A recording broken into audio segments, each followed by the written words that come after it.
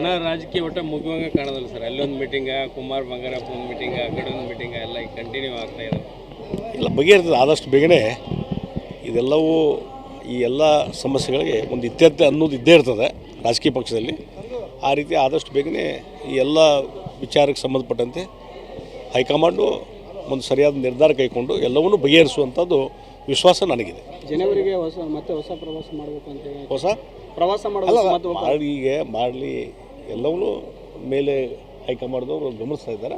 ಅವ್ರು ಇದಕ್ಕೊಂದು ಸಮಾಧಾನಕರ ರೀತಿಯಲ್ಲಿ ಇದನ್ನು ಇತ್ಯರ್ಥ ಮಾಡ್ತಾರೆ ಅನ್ನುವಂಥ ವಿಶ್ವಾಸ ನನಗಿದೆ. ಈಗ ಕಾಂಟ್ರಾಕ್ಟರ್ಗಳು ಭಾಳ ಆತ್ಮಹತ್ಯೆ ಮಾಡ್ಕೊಂತ ಇದ್ದಾರೆ ಸರ್. ಅದರಲ್ಲೂ ಕೂಡ ಈಗ ಖರ್ಗೆ ಅವ್ರ ಮಗನ ಮೇಲೆ ಒಂದು ಆರೋಪ ನೋಡಿ, ಅದೇ ಮೊನ್ನೆ ಇದರಲ್ಲಿ ಬೆಳಗಾವದಲ್ಲಿ ಸಹಿತ ಅಲ್ಲಿ ಲಕ್ಷ್ಮೀ ಹೆಬ್ಬಾಳ್ಕರ್ ಅವರ PA ಅವರ ಪ್ರಚೋದನೆಯಿಂದ ಮತ್ತು ಅವರ ಒಂದು ಹೆಚ್ಚಿನ ರೀತಿ ಒತ್ತಡದಿಂದ ಅಲ್ಲಿ ಇವನ್ ಸರ್ಕಾರಿ ಕೆಲಸದಲ್ಲಿ ST ಅಂತ ಕೆಲಸ ಮಾಡ್ತಕ್ಕಂಥ ಒಬ್ಬ ವ್ಯಕ್ತಿನೂ ಸಹಿತ ಆತ್ಮಹತ್ಯೆ ಮಾಡಿಕೊಂಡ್ರು.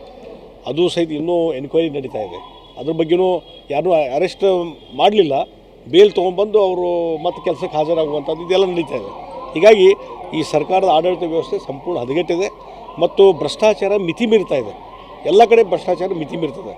ಇವತ್ತು ನೇರವಾಗಿ ಪ್ರಿಯಾಂಕ ಖರ್ಗೆ ಅವರ PA ಅವನ ಒತ್ತಡದಿಂದ ನಾನು ಆತ್ಮಹತ್ಯೆ ಮಾಡ್ಕೊಂಡಿದ್ದೇನೆ ಮತ್ತು ಹಲವಾರು ಶಾಸಕರ ಮೇಲೆ ಇವತ್ತು ಹೆಚ್ಚಿನ ರೀತಿಯಾದಂಥ ಅವ್ರಿಗೆ ಬೆದರಿಕೆ ಇದೆ ಅನ್ನುವಂಥ ರೀತಿಯಲ್ಲಿ ಅವರು ಪತ್ರ ಬರೆದು ಹಾಕಿದಾಗೂ ಸಹಿತ ಅದನ್ನು FIR ಮಾಡಲಿಕ್ಕೂ ತಯಾರಿರಲಿಲ್ಲ, ಕಂಪ್ಲೇಂಟ್ ತೊಗೊಳಕ್ಕೂ ತಯಾರಿರಲಿಲ್ಲ. ಕೊನೆಗೆ ಭಾರತೀಯ ಜನತಾ ಪಾರ್ಟಿಯಿಂದ ಹೋರಾಟ ಆಗಿ, ಕಾನೂನು ರೀತಿ ಹೋರಾಟ ಆಗಿ, ಕೋರ್ಟಿನ ಡೈರೆಕ್ಷನ್ ಆದಮೇಲೆ FIR ಫೈಲ್ ಮಾಡ್ತಾರೆ. ಇದೊಂದು ಅರಾಜಕತೆ. ಇವತ್ತೇನು ರಾಜ್ಯದಲ್ಲಿರುವಂಥ ಸರ್ಕಾರದಿಂದ ಒಂದು ಅರಾಜಕತೆಯ ಮತ್ತೊಂದು ಮುಖ ಅಂತ ಹೇಳ್ಬೋದು. ಇದರಿಂದ ಜನರು ತೊಂದರೆ ಅನುಭವಿಸ್ತಾ ಇದ್ದಾರೆ, ಹಿಂಸೆ ಅನುಭವಿಸ್ತಾ ಇದ್ದಾರೆ ಮತ್ತು ಭ್ರಷ್ಟಾಚಾರ ಮಿತಿ ಮೀರ್ತಾ ಇದೆ. ಒಬ್ಬೊಬ್ಬರನ್ನು BJPಯಲ್ಲಿ ಅರೆಸ್ಟ್ ಮಾಡೋದು, FIR ಹಾಕೋದು, ಅದೇ ಒಂದು ರಾಜಕೀಯವಾಗಿ ಒಂದು ರೀತಿ ಸೇಡು ತೀರಿಸುವಂಥ ಕೆಲಸ.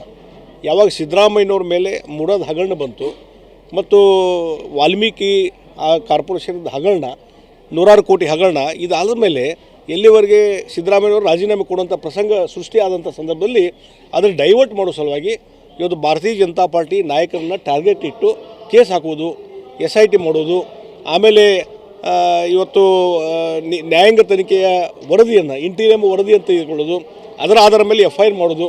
ಬಹುಶಃ ನನ್ನ ರಾಜಕೀಯ ಇತಿಹಾಸದಲ್ಲಿ ಈ ರೀತಿ ಪ್ರಕರಣಗಳನ್ನು ಎಲ್ಲಿ ನೋಡಿಲ್ಲ. ಇವತ್ತು ಒಂದು ಶೇಡಿನ ರಾಜಕಾರಣ ಈ ಸಿದ್ದರಾಮಯ್ಯ ಸರ್ಕಾರ ಮಾಡ್ತಾರೆ.